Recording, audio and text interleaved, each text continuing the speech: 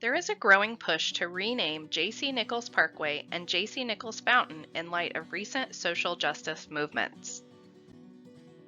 Today we're going to explore the legacy of J.C. Nichols and racial segregation in Kansas City with a look at how former Wornall property played into Nichols' developments. Nichols was born in Olathe, Kansas in 1880, just 15 years after the end of the Civil War. Shortly after graduating from Harvard University in 1903, he returned to Kansas City and began his career as a real estate developer. Nichols believed that residential neighborhoods should plan for permanence by controlling the character of development, providing neighborhood amenities, and utilizing deed restrictions. Deed restrictions are, at their core, simply contracts covering conditions that restrict property use or sale.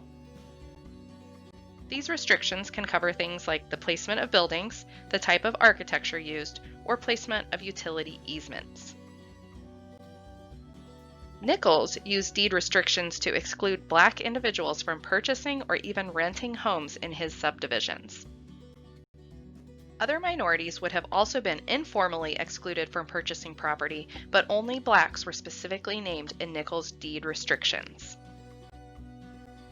This deed, held in the J.C. Nichols Company archives in the State Historical Society of Missouri, applied to the Wornall Manor neighborhood.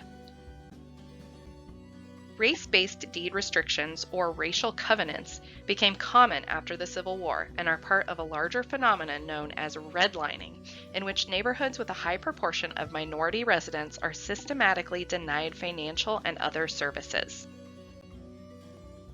By fencing off his housing developments from Black homeowners, Nichols effectively pushed many of Kansas City's Black residents into segregated neighborhoods that did not benefit from the high quality of life that Nichols curated in his subdivisions.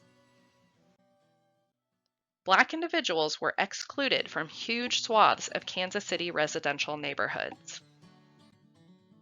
Nichols developed what is roughly 47th Street to 71st Street and Oak Street in Missouri to Mission Road in Kansas. After his death, the Nichols Company continued to develop, eventually expanding that area to 47th to 95th Streets and Holmes Road to Lamar Avenue. Black Kansas Cityans began to move east of Troost in large numbers, where they could buy and rent property and had access to Lincoln High School and its feeder junior high schools, the only post-elementary schools available to Black students. The neighborhoods originally developed by Nichols became known as the Country Club District. By building next to the Kansas City Country Club and pointedly marketing the district with such a namesake, he was purposefully appealing to Kansas City's white elite.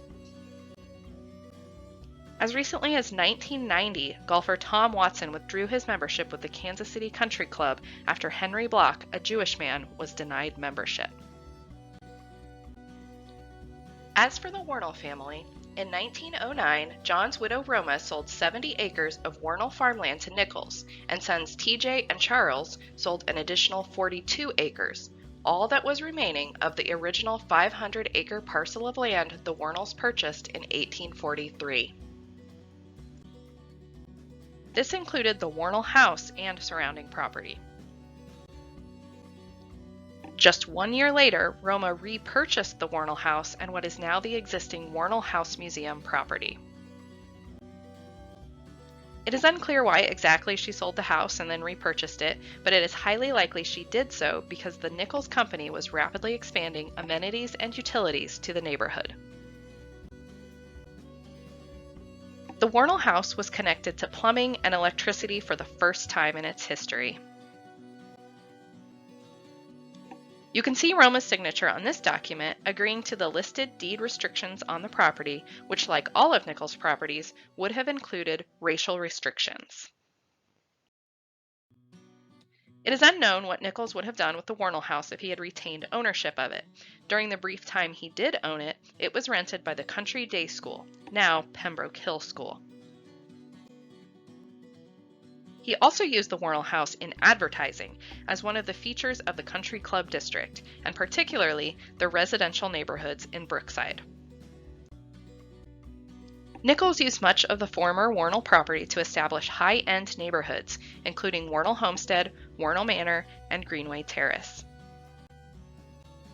Additionally, a large portion of the land was used to develop the Brookside Shops. The Brookside Shopping District was actually developed before the Country Club Plaza, opening in 1919. The district was intended to provide community and retail to Nichols' new neighborhoods among the farthest south in Kansas City. Kansas City, like most American cities, was deeply segregated, and these shops would have been largely out of reach of Kansas City's Black residents.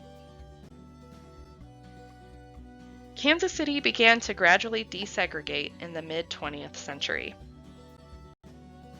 Racist deed restrictions were deemed unconstitutional in the 1948 Supreme Court case Shelley v. Kramer, which ruled that they violated the Equal Protection Clause of the 14th Amendment. The all-white Kansas City, Missouri School Board did not resist the 1955 Supreme Court ruling that ordered the desegregation of public schools, but the manipulation of district boundaries maintained the separation of white and black schools, with Troost being the most convenient dividing line.